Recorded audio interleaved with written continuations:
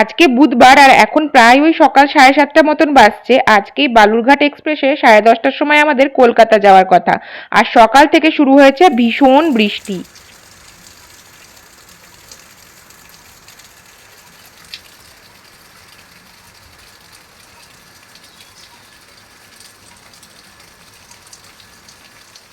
কালকে প্রায় সারা রাত্রি বৃষ্টি পড়েছে, এখনো পর্যন্ত রীতিমতো জোরেই বৃষ্টি পড়ছে। এদিকে মামনি আমরা সকালবেলায় খেয়ে দিয়ে বেরোবো বলে বেগুন ভাজা, আলু পটল সেদ্ধ, ভাত, তোজোর জন্য খিচুড়ি সমস্ত কিছু বানিয়ে দিয়েছে। বাপি এদিকে বানাচ্ছে চা। তোজোর জন্য খিচুড়িটা বানিয়েছে কারণ এটা নিয়ে যাব আমি ট্রেনেই ওকে খাইয়ে দেবো। জলখাবার খেয়ে আর আমরা ভাত খেয়ে বেরোবো। আর এই 10:30টার সময় হচ্ছে আমাদের বালুরঘাট এক্সপ্রেস আছে, যেটা কলকাতা স্টেশনে পৌঁছাবে হচ্ছে প্রায় ওই 2:30 নাগাদ। কলকাতা স্টেশন থেকে দিদির বাড়িটা অনেকটাই কাছে, সেই জন্যই আমরা কলকাতা স্টেশনে নামবো বলে ঠিক করেছিলাম। আর এই ট্রেনটা করে গেলে পরে আমাদেরকে খুব একটা ভোরেও উঠতে হয় না। আর এই তো আর হয়েই এলো, ব্যাঙ্গালোর যাওয়ার দিন চলেই এলো। এখানে তোজোর খিচুড়িগুলোও নিয়ে নিয়েছি আমি, আর তার সাথে ডাইপার ব্যাগে কিছু এসেনশিয়াল জিনিস প্যাক করে নিয়েছি। তারপর চটপট খেতেও বসে পড়লাম। কলকাতায় 3 দিন মতো থাকবো, শনিবার দিন আমাদের ফিরে যাওয়া হচ্ছে ব্যাঙ্গালোরে। ফ্লাইট ওই সকাল 9:30 নাগাদ। আর মনটা কিন্তু ভীষণ খারাপ লাগছে। আর এই সময় মনটা সত্যিই খারাপ লাগে, চারিদিকটা আমি একবার দেখছিলাম। আবার হয়তো সেই 10-11 মাস পর এই চেনা জায়গাটা, চেনা বাড়িটা আর চেনা মানুষগুলোর মুখ দেখতে পারবো। যদিও মামনিরা বা মণিমা ভাই সবাই একবার করে তো যাবেই ওখানে, তবুও জায়গাটার টান অন্যরকম, মানুষের টান তো আছেই। তারপরে এদিকে তোজোকেও রেডি করে নিয়েছি, বৃষ্টি এখনো কিন্তু থামার কোনোই নাম নেই। আজকে বৃষ্টির ফোরকাস্ট ছিলই, সেই জন্য আমরা মেন্টালি প্রিপেয়ারই ছিলাম যে বৃষ্টিতেই যেতে হবে। বিশাল একটা গরমে যাওয়ার থেকে বৃষ্টিতে যাওয়াটা আমার মনে হয় বেটার।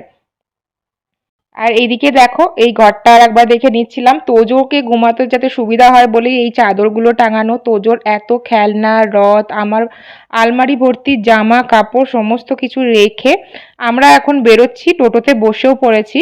মামনি তো রীতিমতোই কান্না করছিল, আমারও চোখে জল আসছিল। এই রামপুরহাটের প্রতি টান আমার সব সময়। যখন কলেজে পড়তাম মাত্র কিছু দূরেই থাকতাম, সিউড়ি থেকে পড়েছি, তো সেখানে থাকতেও আমাকে যেন রামপুরহাট টানতো। আর এই যে এখনো পর্যন্ত বৃষ্টি পড়ছে, তবে ওয়েদারটা বৃষ্টি পড়ার জন্য গরমটা চলে গিয়েছে, এটা একটা ভালো হয়েছে। লাগেজের সংখ্যা কিন্তু আমাদের নিতান্তই কম ছিল না, অনেক লাগেজ ছিল। 10টা মতো তো হয়েই গেছিল। 4টে হচ্ছে আমাদের মেন লাগেজ, 4টে হ্যান্ড লাগেজ, মায়ের একটা মেন লাগেজ হ্যান্ড লাগেজ, তাছাড়াও ডাইপার ব্যাগ, উজ্জ্বলের একটা ল্যাপটপ ব্যাগ, সমস্ত কিছু। তবে আমরা ঠিক সময়তেই ট্রেনে পৌঁছে গিয়েছিলাম, কুলিও পেয়ে গেছিলাম।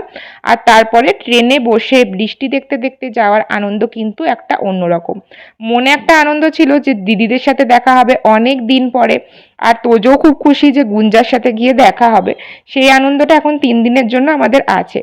তোজো কিন্তু ট্রেনে একটুও দুষ্টুমি করে না। বাইরেটা দেখতে দেখতে, বাইরের ফটো দেখতে দেখতে আর ক্লে নিয়ে খেলা করতে করতেই আমরা পৌঁছে গিয়েছিলাম সঠিক সময়ে। আর এই ট্রেনটা যেহেতু একদম ঠিকঠাক সময়ে পৌঁছে যায় আর বেশি স্টপেজও থাকে না, সেই জন্য এই ট্রেনটাতে জার্নি করলে ভীষণ ভালো হয়, কলকাতার জার্নিটা অতটা লাগে না। আর এদিকে দেখো, তোজো একটা ললিপপ দেখতে পেয়ে গেছিলো আমার ব্যাগে, এখন বসে বসে ললিপপ খাচ্ছে। আর এই এত লাগেজ নিয়ে কিন্তু বৃষ্টির মধ্যে নামা ওঠাটা একটা বেশ চ্যালেঞ্জিং ব্যাপার ছিল।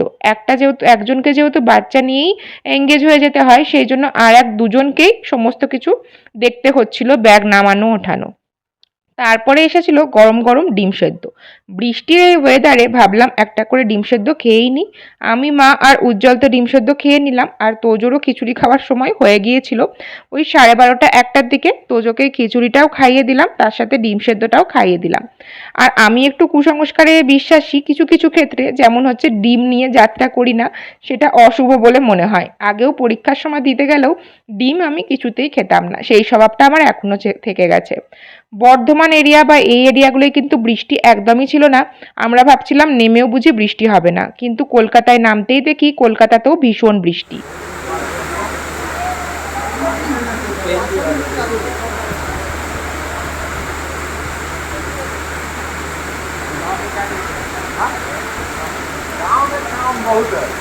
কলকাতায় যেহেতু লাস্ট স্টপেজ সেজন্য আমাদের ব্যাগগুলো নামাতে খুব অসুবিধা হয়নি। আর এই যে দিদি গাড়িও পাঠিয়ে দিয়েছে, আর দিদিদের যে গাড়িটা চালায় সে কিন্তু ভীষণ ভালো মানুষ, সমস্ত ব্যাগ ব্যাগেজ নামিয়ে দিতে আমাদের ভীষণ হেল্প করেছে, একদম স্টেশন পর্যন্ত পৌঁছে গিয়েছিল, না হলে হয়তো অসুবিধাই হতো। আর এই যে দিদিদের এই গলিটুকু হেঁটে যেতে হয়, সেখানেও লাগেজগুলো সুন্দরভাবে সবার সাথে হাতে হাত মিলিয়ে বয়ে দিয়েছিল, ভীষণ ভালো মানুষ ছিলেন।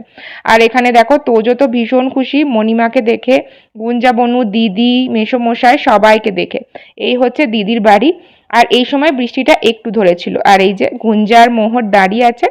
আর এখানে এসেই তো তোজোর ফেভারিট জিনিস পেয়ে গেছে, সেটা হচ্ছে এই কারটা, ব্যাটারি অপারেটেড এই কারটা তো তোজোর ভীষণ ফেভারিট, তার সাথে গণেশের ছবি যেহেতু আছে তাই প্রণাম করা তারা থামছেই না। গাড়ি, স্লিপ আর কি বা চাই, তার সাথে টেন্ট হাউস, সমস্ত কিছু পছন্দের খেলনা তোজো পেয়ে গেছে, তার সাথে পছন্দের মানুষগুলো তো আছেই। তোজো আর গুঞ্জা কিন্তু একদম পিঠোপিঠি, 2 মাসের এদিক ওদিক, তোজো জানুয়ারিতে আর গুঞ্জা মার্চে, সেই জন্য দুজনের যত ভাব তত মারামারি, একটা জিনিস নিয়েই দুজনের কখনো কখনো টানাটানি হয়, আর কখনোই দুজন দুজনকে আদর করে আর পার পায় না। আর এখানে দেখো এখন ভাই এসেছে বলে ভাইকে গাড়ি দিয়ে দিয়েছে। স্নান টান আমি করে আসিনি, সেই জন্য চটপট স্নানটা সেরে নিলাম সবাই, মা স্নান করে এসেছিল, তোজোকেও ফ্রেশ করে দিলাম। আর দিদি হচ্ছে খাবার দাবারের এলাহি ব্যবস্থা করেছিল, কাঁচা কলার বড়া দিয়ে কোফতা করে কারি, মাছের মাথা দিয়ে ডাল, চাটনি, পমফ্রেট মাছ, পাবদা মাছ, আর মণিমা বানিয়েছিল হচ্ছে পটলের পাতা বেটে সেটাকে সুন্দর করে একটা বানিয়েছিল, যেটা খেতে ভীষণ সুন্দর ছিল। এই ব্লগটা এখানেই শেষ করছি, পরের ব্লগে শেয়ার করব তারপরে সন্ধেবেলায় আমরা সবাই মিলে কি কি মজা করলাম। ব্লগটা কেমন লাগলো অবশ্যই জানিও, ভালো লাগলে অবশ্যই লাইক কমেন্ট শেয়ার করে দিও, চ্যানেলটাকে সাবস্ক্রাইব করে দিও। ফেসবুক থেকে দেখে থাকলে অবশ্যই কিন্তু পেজটাকে একটা ফলো করে দিও। দেখা হচ্ছে পরে আরো অনেক সুন্দর সুন্দর ব্লগের সাথে, সবাই ভালো থেকো, সুস্থ থেকো, টাটা।